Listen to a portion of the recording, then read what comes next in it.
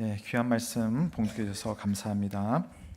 참 좋으신 우리 주님의 은혜와 평강이 오늘도 변함없이 우리 모든 교우들과 함께하길 주님의 이름으로 축원합니다. 아멘. 여러분, 예수님을 우리가 제대로 믿고 신앙생활을 시작할 때에 이걸 우리가 표현하는 말 중에 회심이라는 단어가 있어요. 회심. 그러니까 돌이킨다. 돌이킬 회자를 쓰고 마음 심자를 써서 마음을 돌이킨다, 마음을 완전히 바꿔서 하나님께로 향한다라고 해서 회심이라는 단어를 씁니다. 근데 여러분, 이런 건 있죠. 내가 예수님을 믿는 이 회심의 그런 어떤 변화가 내 마음속에 실제로 일어났지만, 그래서 이제 그 회심한 마음을 가지고 이 세상을 살아가려고 딱 했는데, 나는 회심을 했는데 내 주변의 모든 상황은 회심하지 않은 거예요. 그러니까 나는 회심한 마음으로 살아가지만 세상은 회심하지 않은 상태로 나를 대하는 겁니다. 그럼 얼마나 힘이 듭니까? 가령 우리 청년들 오늘 수련회 마치고 왔는데, 수련회 때는 내가 하나님 앞에 결단하고 하나님, 내가 하나님 위해서 살겠습니다 라고 그런 특별한 마음을 가지고 딱 왔는데, 집에 가자마자 하나님을 섬기지 못할 만한 이유가 수백 가지가 막 나오는 거예요. 그러니까 나를 도와주지 않는 일들이 있는 거죠. 실제로 우리의 신앙생활이란 것은 어쩌면 그러한 일들의 연속이라고 할 수가 있습니다. 그래서 사도 베드로는 베드로 전서를 쓰면서 교회의 성도들을 부를 때 이렇게 불렀습니다. 사랑하는 자들아, 거류민과 나그네 같은 너희를 권하노니 라고 말을 합니다. 너희들은 이 땅에 살아가는 사람, 거류민이다. 그런데 또 한편으로는 나그네와 같다라고 하는 겁니다. 그러니까 여기가 전부가 아니라는 거예요. 하나님의 부름을 받은 하나님 나라 백성이라고 해서 당장 이 세상을 떠나서 천국에 우리가 딱 입성하지는 않고 지금 여기 살고 있습니다. 우리는 여전히 이곳에 발을 딛고 살아갑니다. 그리고 이 세상은 그렇기 때문에 그리스도인들만 사는 세상이 아니라 비그리스도인들도 함께 살아가고 있는 세상이 우리 모두가 살고 있는 그런 세상이에요. 주님이 다시 오시는 그날까지 이 땅의 그리스도인들은 그러므로 누구나 나그네와 같은 모습으로 살다가 진짜 나의 본향집으로 딱 들어가는 겁니다. 오늘 살펴보는 다니엘의 이야기의 한 대목은 바벨론이라고 하는 거대한 제국에서 나그네로 살아가는 한 그리스도인의 삶을 참 잘 보여주는 내용입니다. 오늘 말씀은 예레미야가 했던 표현인데요, 거기에 살라라고 하는 그 딱 표현에 적합한 그런 모습을 볼 수가 있습니다. 여러분, 다니엘 하면 여러분 유명한 것 있죠. 유명한 사건이 있습니다. 오늘 사건이 바로 그 이야기의 발단이 되는 거죠. 다니엘 하면 사자굴의 믿음 때문에 던져졌는데 멀쩡한 모습으로 살아서 나왔습니다. 그래서 사람들이 깜짝 놀라고 왕도 깜짝 놀라는 그런 사건, 여러분 아실 겁니다. 그 이야기가 오늘 있죠. 자, 이 다니엘은 바벨론 페르시아 땅에 살고 있습니다. 원래는 이제 바벨론이었는데 나중에 바사라고 하는 제국에 의해서 바벨론이 멸망을 하고 그 연속 속에서 지금 다니엘이 살고 있습니다. 다니엘의 본래 국적은 이스라엘이죠. 이스라엘이라는 것은 이 사람의 민족은 유대인이라는 겁니다. 그래서 유대인으로서 이 바벨론이라고 하는 제국에 의해서 나라가 멸망을 하고 어쩔 수 없이 끌려와서 바벨론에 정착을 했습니다. 우리가 지금 쭉 그 배경 속에서 우리 몇 주간 봤어요. 그렇죠? 예레미야도 그렇고 에스겔도 그랬고요. 사실은 다니엘은 에스겔보다 먼저 바벨론에 잡혀왔어요. 그래서 우리가 뭐 찾아보지는 않겠지만 에스겔서를 보면 이 에스겔 선지자가 다니엘을 알고 있어요. 다니엘의 이름을 언급을 하거든요. 그래서 먼저 바벨론에서 살고 있습니다. 자, 그럴 때에 예레미야 선지자가 했던 아주 유명한 말, 그러나 그 시대 사람들에게는 논란이 되었던 그 말이 있습니다. 사실 이것은 우리가 7월 달에 제가 이 본문 가지고 한번 설교를 한 적이 있지만 한번 좀 되새기고 오늘 말씀을 위해서 한번 보면 좋겠는데요. 예레미야 29장 4절부터 6절까지 제가 한번 읽어드릴게요. 예레미야가 하나님의 말씀을 전한 겁니다. 만군의 여호와 이스라엘의 하나님께서 예루살렘에서 바벨론으로 사로잡혀 가게 한 모든 포로에게 이같이 말씀하시니라. 너희는 집을 짓고 거기에 살며 텃밭을 만들고 그 열매를 먹으라. 아내를 맞이하여 자녀를 낳으며 너희 아들이 아내를 맞이하며 너희 딸이 남편을 맞아 그들로 자녀를 낳게 하며 너희가 거기에서 번성하고 줄어들지 아니하게 하라. 그러니까 한마디로 너희들이 바벨론에 지금 살고 있으면 거기에서 살라, 그 말이었어요. 근데 바벨론은 어떤 나라입니까? 너희를 무너뜨린 나라. 근데 그 나라, 그 사람들 사이에서 살라는 겁니다. 그러니까 세상을 부정하고 세상과 분리된 모습으로 살 것이 아니라, 비록 좀 힘들지만 그 속에 너희가 있다면 그 사람들과 어울려 살라. 이것이 바벨론 포로로 잡혀간 이스라엘 백성들에게 주시는 하나님의 뜻이었습니다. 심지어는 이렇게도 예레미야가 선언을 했습니다. 역시 이것도 제가 설명드린 내용입니다. 우리 한번 예레미야 29장 7절 말씀 함께 읽겠습니다. 시작.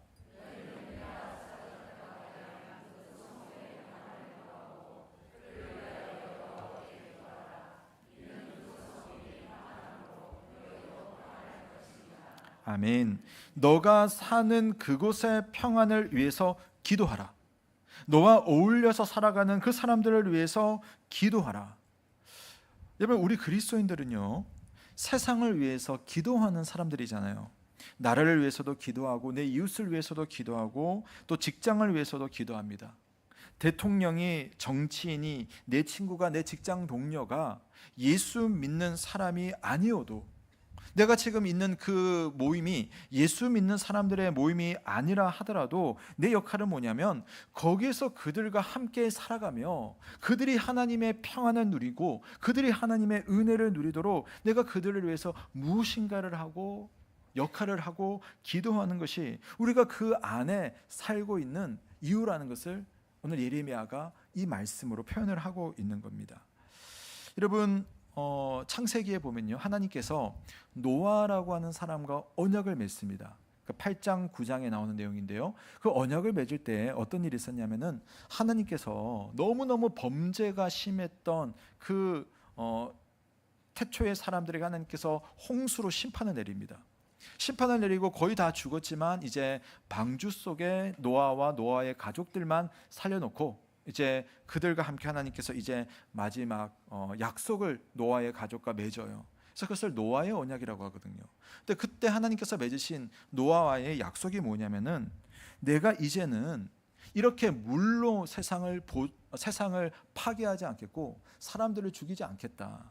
그러니까 노아 언약의 핵심은 뭐냐면은 세상을 보존하겠다, 세상을 보호하겠다라고 하는 겁니다. 그러면서 사람들에게 주신 또 하나의 중요한 제도가 있어요. 그건 법이고 정치고 나라예요. 그러니까 그 언약 속에 이런 것들이 일일이 다 기록되어 있지 않지만 거기 보면 피를 흘린 자는 그 피로 갚을 것이다. 자, 이 말을 근거로 사실은 사법 체계를 알 수가 있고 또 어떤 정치를 알 수가 있고 우리의 문화라는 것을 알 수 있고 하나님께서 그것을 통하여서 이 세상을 다스릴 것을 우리에게 말씀해 주고 있습니다. 그러니까 여러분, 하나님께서 다스리는 세상은 하나님을 믿는 신자만의 세상이 아니라 하나님을 믿지 않는 사람들도 하나님의 다스림 안에 있다는 겁니다. 다시 말씀드리면 여러분의 직장은 교회가 아니죠. 그러나 여러분, 여러분이 교회 다니지 않는 사람들과 함께 산다고 해서 거기에 하나님의 은혜가 없는 게 아닙니다.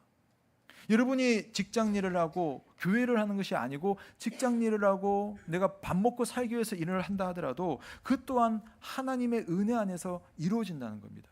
그래서 노아 언약이 말해주는 것은 하나님께서 구원의 어떤 약속이 아니라 노아에게는 모든 일반적인 세상에 대한 약속 주셨어요. 그래서 우리가 비그리스도인들과 믿지 않는 사람들과 함께 살아갈 때도 그들을 사랑하시고 그들을 돌보시는 하나님의 그 은혜, 이를 우리가 일반 은혜라고 하거든요. 일반 은혜 안에서 함께 살아가는 것이 우리 그리스도인들이 이 땅을 살아가는 삶의 자세다라고 하는 것을 노아의 언약이 말해주고 있습니다. 그래서 예레미야는요, 너가 바벨론에 살지만 바벨론 사람들을 위해서 기도하고 그들이 평안하면 너도 평안하고 모두가 평안한 것이 바로 하나님의 뜻이다. 그래서 거기에 살라라고 말을 한 겁니다. 여러분, 우리가 예수님을 믿는 순간 다 믿는 순간에 천국으로 딱 들어가서 천국 백성들과 살면 참 좋겠지만 여전히 우리는 이 세상 속에서 살아갑니다. 이 땅에 사는 동안 우리끼리 모여서 우리만의 공동체를 이루어서 살지 않습니다. 하나님께서 생육하고 번성하여 땅에 충만하라라고 하는 하나님의 창조 원리를 주셨고, 노아와의 약속을 통하여서 이 창조 원리가 믿는 사람들뿐만 아니라 믿지 않는 사람들, 하나님의 백성뿐만 아니라 하나님을 믿지 않는 사람들에게도 동일하게 하나님의 그 도우심과 그 보호 아래 세상이 존재하도록 하는 하나님의 그 뜻을 생각하면서 우리는 이 세상을 함께 지키고 함께 만들어 가도록 하나님의 부르심을 받은 겁니다. 그래서 여러분, 교회만 중요한 것이 아니라 여러분의 삶 자체가 너무나 중요해요. 교회에서 직분을 받아서 봉사하는 것만 하나님의 일을 하는 것이 아니라 여러분이 있는 그곳에서 하나님이 기뻐하시는 그 모든 일들을 할 때에 하나님 그곳에서 역사하시는 겁니다. 노아와의 그 언약 안에서 다른 사람을 하나님의 형상으로서 대하고 용서하고 사랑하고 기도하며 사는 것이 바로 회심한 그리스도인이 회심하지 않은 세상 바벨론에서 살아가는 그러한 방식이라는 그 사실, 그걸 오늘 다니엘이 우리에게 너무나 잘 보여주고 있습니다. 다니엘은요, 이 바벨론에서 예레미야가 했던 그 말 그대로 지금 살고 있어요. 비록 유대인이고 하나님을 잘 믿는 사람이지만 바벨론의 언어를 배웠어요. 바벨론의 학문을 열심히 공부했습니다. 바벨론의 관리가 되어서 바벨론 사람들과 함께 살아가며 바벨론 사람들을 돕는 일을 했어요. 그 바벨론에서 아주 잘 살았습니다.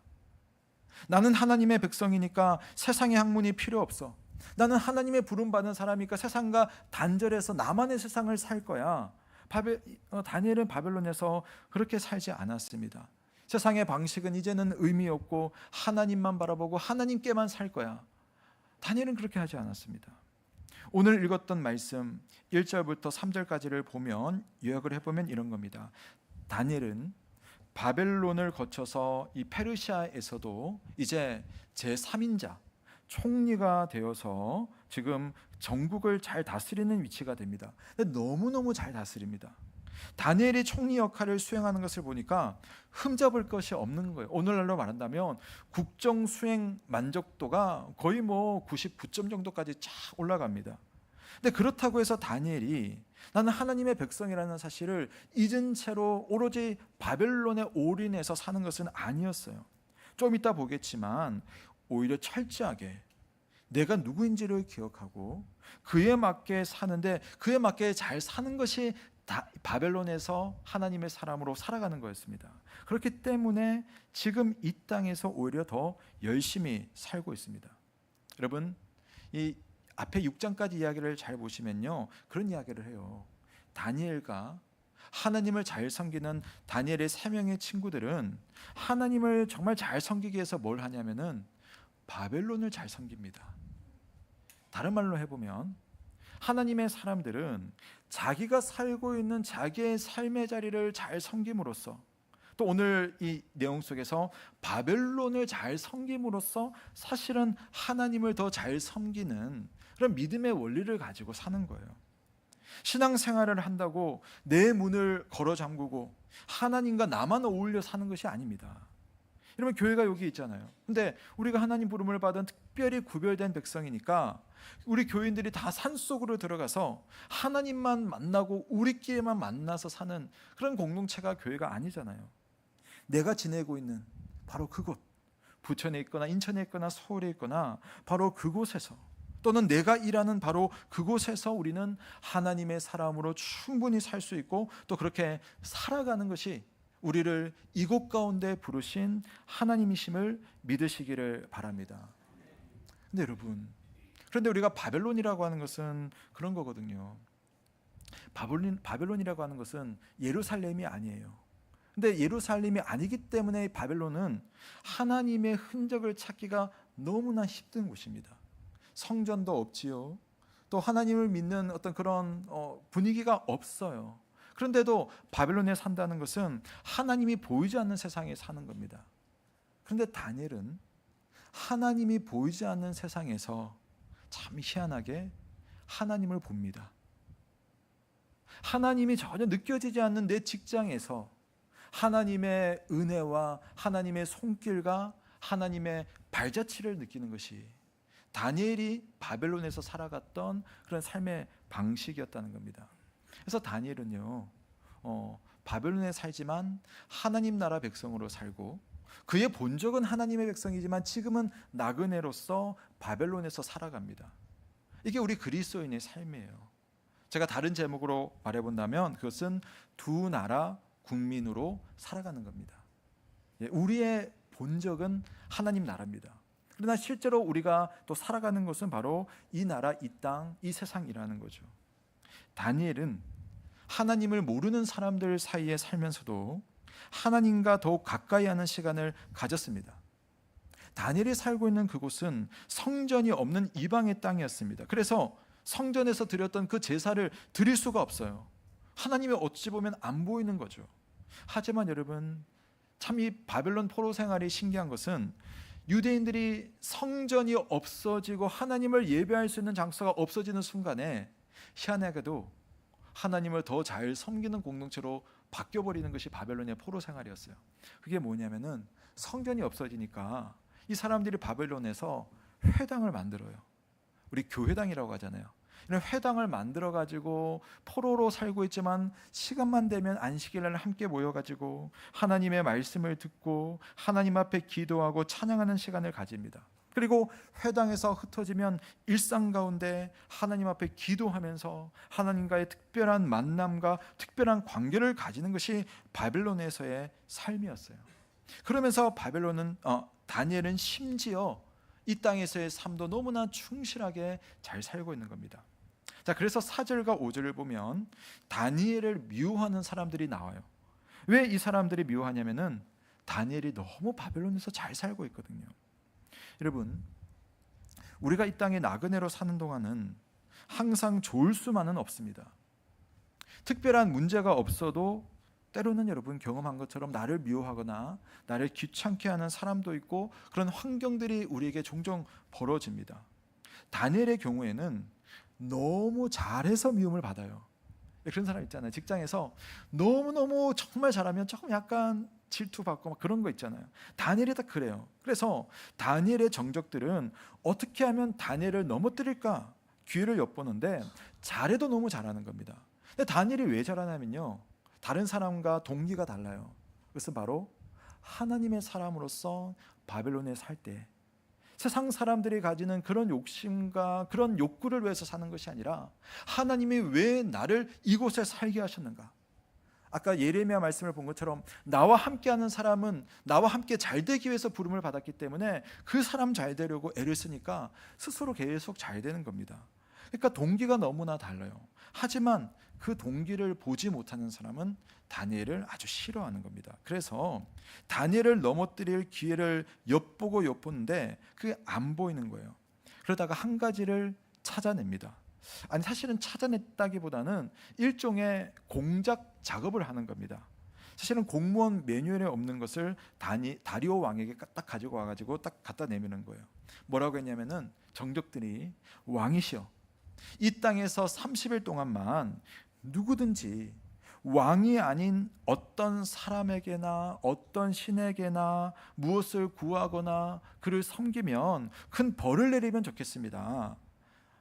그러니까 이게 뭐냐면은 이런 거죠. 왕의 입장에서는 지금 그 시대는 절대 왕권의 시대 아닙니까?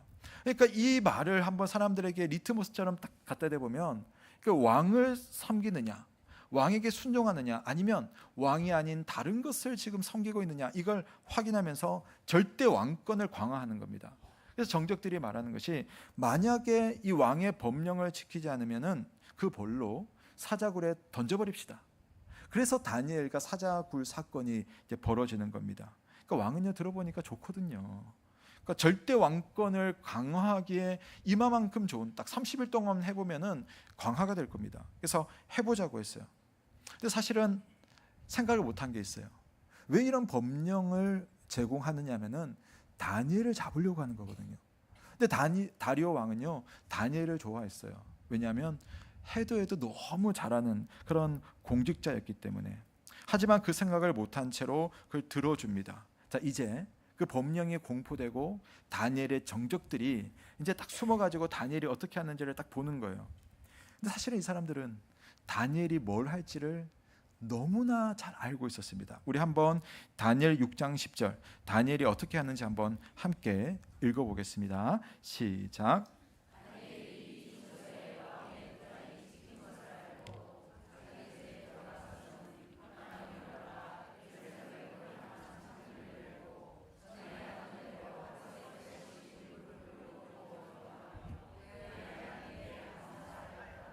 아멘. 참 재밌는 표현들이 많습니다. 그런 어떤 무서운 법령이 내려졌지만 지금까지 왕을 위해서 모든 충성을 다했던 다니엘이지만, 그러나 이 법령을 알면서도, 그 의미를 알면서도 다니엘은 집에 들어가 가지고요, 창문을 있는 대로 활짝 열고, 그리고 하나님을 향해서 3번씩 무릎 꿇고 기도하면서 감사를 드립니다. 성경의 재밌는 표현은 그게 전에 하던 대로예요. 전에 하던 대로 항상 하나님 앞에 신실하게 하나님을 섬기는, 바벨론에 살지만 바벨론의 공무원이지만 하나님 앞에서 자기 정체성을 잃지를 않고 있는 겁니다. 근데 이게 여러분 참 재밌는 건데요, 다니엘을 지금 몰아놓으려고 했던 이 사람들은요, 이걸 그대로 알고 있었어요. 그러니까 자기들은 추워도 의심이 없었던 겁니다. 이 법령을 하면 다니엘이 딱 걸릴 거다 생각한 대로 지금 벌어지고 있어요. 사실은 이 사람들은 다니엘을 미워하지만 다니엘의 신앙을 알아본 겁니다. 적들도 다니엘의 신앙을 알아봤어요. 자기에게 맡겨진 일에서 보였던 최고의 모습이 한 사람이 하나님의 사람으로 살아가는 신실한 모습과 분리되어 있지 않다는 겁니다. 우리 종종 그런 거 있잖아요. 나중에 저 사람 또 교회 다녔어? 직장생활 한참 하고 나서 저 사람도 예수 믿는 사람이래? 그런데 왜 그랬지?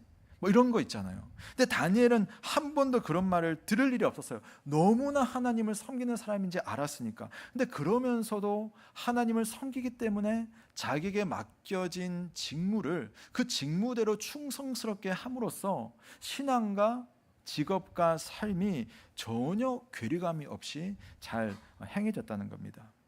그런데 시험대에 올랐어요. 여러분, 이 땅에 우리가 나그네로 살면서 누구나 겪을 수 있는 그런 시험들이 있습니다. 내가 예수를 잘 믿기 때문에 여러분 직장에 들어가면 직장생활 열심히 하는 겁니다. 이 자리에는 여러분 사장님들도 계시잖아요.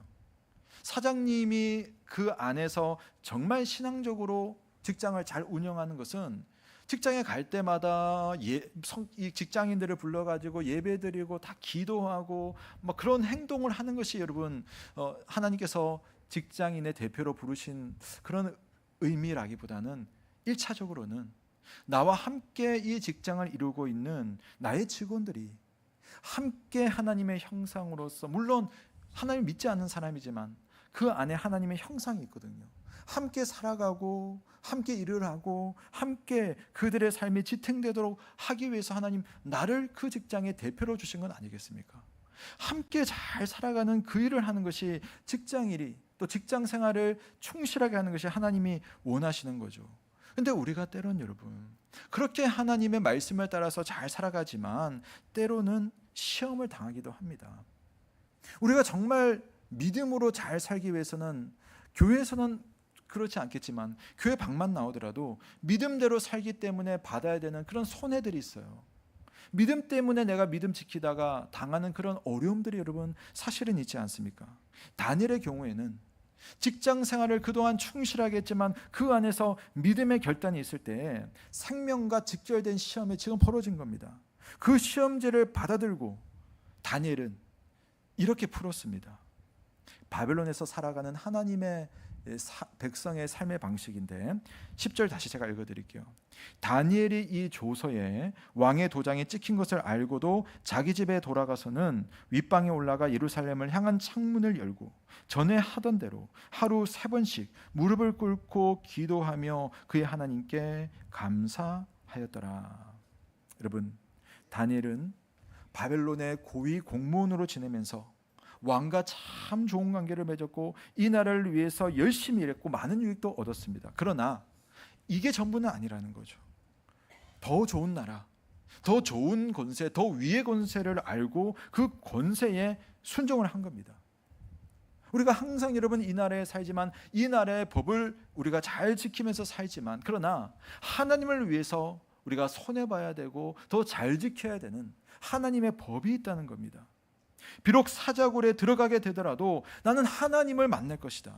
하나님께 감사하리라. 창문을 열고 평소 하던 대로 하루 3번씩 무릎을 꿇고 기도했습니다. 그 시험의 결과 사자굴이 막히는 것이 아니라 사자굴에 던져지는 안타깝고 괴로운 일이 발생했습니다. 이게 무엇인가? 당장의 결과는 보잘것없었습니다. 아니, 그렇게 보였습니다. 하지만 이 시험의 최종 결과는 잘 아시듯이 능히 구원하시는 하나님의 손에 의해서 멀쩡히 사자굴을 빠져나온 것이었습니다. 그리고 심지어 이 놀라운 사건을 보고 기뻐하는 사람 다리오 왕이 너희들도 이런 하나님을 섬기라고, 너희들도 이 하나님 앞에 찬양과 영광을 올리려고 이방인의 입을 통하여서 하나님의 영광을 올려드리는 그런 놀라운 사건이 뒤의 이야기에서 나오는 것을 볼 수가 있습니다. 여러분, 사실 하나님을 잘 섬겼더니 다니엘에게 온 시험지는 너무 어려운 시험이었어요. 그럼에도 불구하고 그가 그 시험을 쳤을 때에 사자굴에 던져졌어요. 던져지는 그 순간은 어찌 보면 그가 받아든 시험 점수는 빵점이었습니다.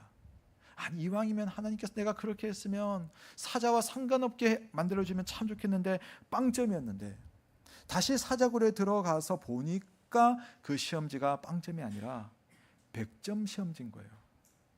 내 눈에는 빵점이었지만 하나님은 하나님 앞에 신실하게 바벨론에 살아가는 그 백성을 100점 시험지로 주심으로 그의 삶을 인도하시는 하나님이라는 사실을 믿으시기를 바랍니다. 여러분, 하나님은요, 이 세상에서 보이지 않습니다. 그게 바벨론입니다. 근데 이 보이지 않는 이 세상 속에서도 우리가 충실하게 하나님의 뜻을 따라 살아가고 충실하게 하나님을 찾을 때 보이지 않는 속에서 하나님의 흔적이 우리의 눈에 발견이 되는 겁니다. 여러분은 지금 저라고 하는 이 육신의 껍질을 지금 보고 계시죠. 근데 지금 제 안에는 정말 끊임없이 제 장기가 움직이고 있고 혈액이 여러분 머리부터 발끝까지 얼마나 분주하게 타고 다니고 있습니까? 제 안에는 그런 활동이 있는 거예요. 보이지 않지만. 여러분, 보이지 않는 하나님의 세상에 우리가 살고 있지만 보이지 않는 하나님의 역사까지 증발하는 건 아닙니다. 우리가 하나님 바라보고 하나님을 믿는 백성으로서 믿음의 삶을 살아갈 때 하나님의 놀라운 은혜의 흔적이 여러분의 삶 가운데 반드시 보여줄 것을 믿으시기를 바랍니다. 물론 여러분, 우리가 살면서 만나는 일에 대해서 모든 답을 아는 것은 아니에요. 우리가 다 알고 신앙생활을 하지 않습니다. 어떤 일을 만나거나 어떤 어려움을 만날 때 주님이 여기 이렇게 계시는구나 알면 좋겠지만 그러지를 못해요. 우리가 6장까지 살펴봤는데 나머지 7장부터 12장에는 다니엘이 선지자로서 환상을 만나는 장면이 나옵니다. 환상의 내용은 하나같이 똑같습니다. 모든 세상은 보이지 않지만 하나님께서 다 다스리시고 통치하신다라고 하는 것을 환상으로 보여줘요. 그런데 그 환상을 받으면서도 다니엘은 사실은 이해할 수가 없어요. 하나님의 뜻이 무엇인지를 잘 모르겠어요. 그런데 그 환상을 볼 때마다 다니엘이 보인 반응이 참 중요합니다. 어떤 반응이었냐면은 그것은 바로 질문이었어요. 질문.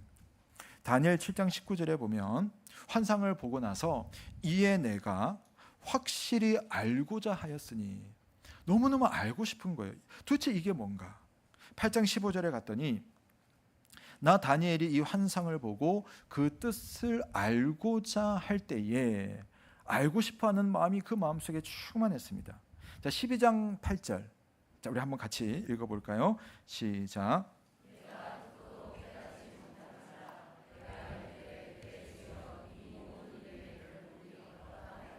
예.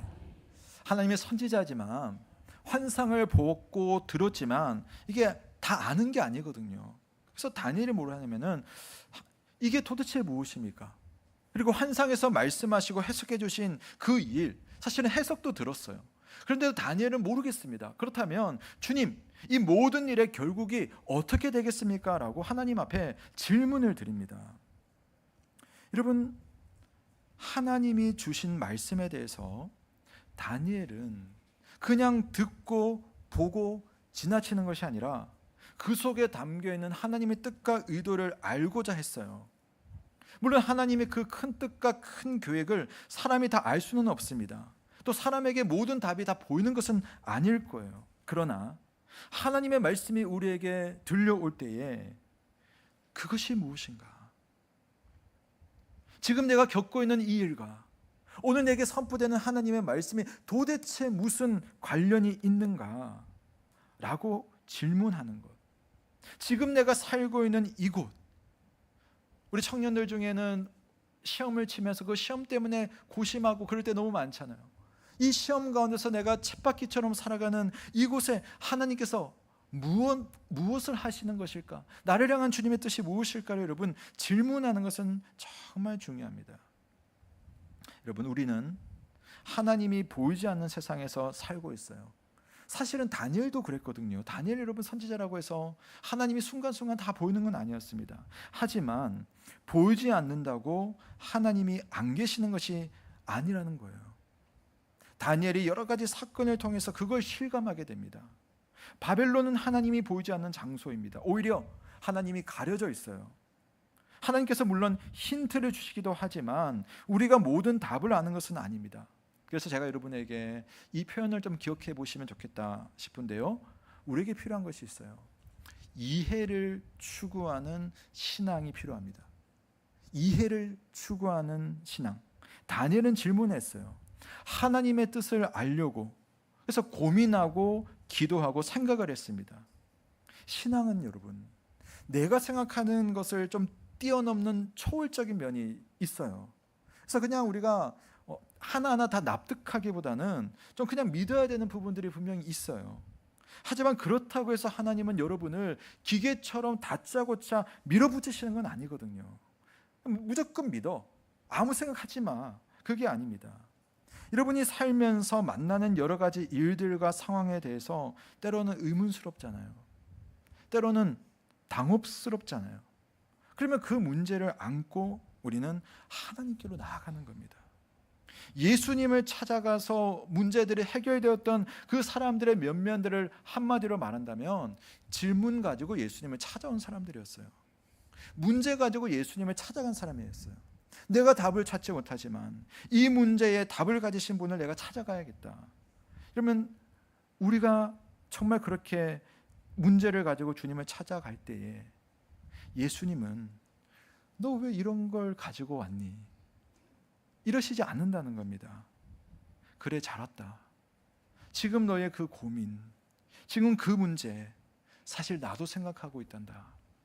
그런데 나와 함께 이 문제를 생각하고 나와 함께 답을 찾아가 보지 않을래? 하시는 분이 바로 우리의 예수님이십니다. 우리의 신앙의 여정은 평생토록 하나님을 알아가는 과정입니다. 하나님을 더 잘 알기 위해서는, 그분의 뜻이 무엇인지를 여러분 조금 발견하기 위해서는 여러분 물어보아야 돼요. 답을 구하는 과정이 필요합니다. 다니엘처럼 주님, 이것이 무엇입니까? 주님, 도대체 어느 때까지입니까?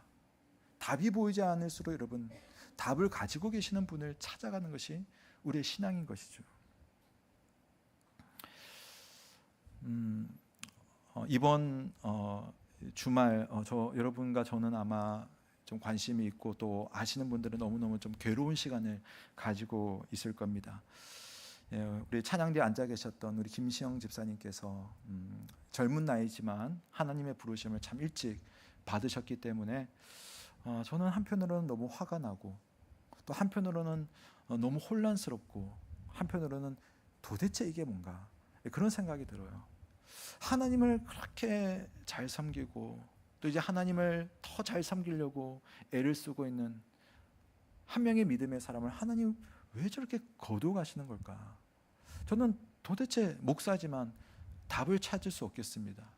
그 남의 고통을 쉽게 이건 이렇다라고 말할 수도 없겠어요. 그러나 제가 지금 할 수 있는 것은 그럼에도 불구하고 우리 유족들에게 무엇이 무엇입니다라고 그렇게 말할 수는 없겠고, 그러나 하나님께서 그 가족에게 베푸실 뜻이 무엇입니까? 도대체 왜 우리는 이런 아픔을 이 땅 가운데서 겪어야 됩니까? 또 우리 공동체는 이 문제를 하나님 앞에 어떻게 함께 기도하며 함께 위로하면서 함께 이겨나가야 될 것입니까? 저는 그런 마음으로 하나님께로 조금씩 더 가까이 갈 수 있는 그런 시간들을 지금 저 나름대로는 가지고 있습니다. 바벨론 같은 이 세상에 살지만 여러분, 답이 보이지 않는 것처럼 보이지만 우리의 믿음은 이해를 추구하는 가운데서 사실은 보이지 않는 중에 보이는 하나님을 만날 수가 있습니다. 여러분이 살고 있는 바벨론과 같은 이 세상에서 우리 모두가 이해를 추구하는 그런 신앙을 가지시고, 여러분의 삶의 자리, 여러분의 직장과 여러분의 가정, 하나님 안 계시는 것 같아도 거기에 계시는 하나님의 목적과 의미를 늘 생각하면서 믿음으로 살아가시는 저와 여러분 되시길 주님의 이름으로 축원합니다. 우리 함께 각자에게 주신 하나님의 말씀을 기억하며 한번 기도하면 좋겠습니다. 하나님, 내가 사는 것도 역시 바벨론 같습니다. 나의 직장, 나의 사업장, 내가 고민하고 있는 문제, 또 나의 가정, 하나님이 보이지 않습니다. 그러나 하나님 말씀하셨습니다. 거기에 내가 있다고, 거기에 문제도 있지만 답도 있다 하신 그 하나님, 내가 만나고 싶습니다. 바로 바벨론 그곳에서 내 하나님 만나겠습니다 라고 하는 믿음의 고백을 하시면 좋겠습니다. 그리고 하나님, 내가 하나님을 정말 만나기 위해서 질문을 가지고 날마다 주님께 나아갈 때 외면하지 마시고 나에게 답을 주시고 주님을 만나게 하여 주옵소서. 함께 한번 기도하며 주님 앞에 나아가겠습니다. 살아계신 하나님 아버지, 이 시간 우리가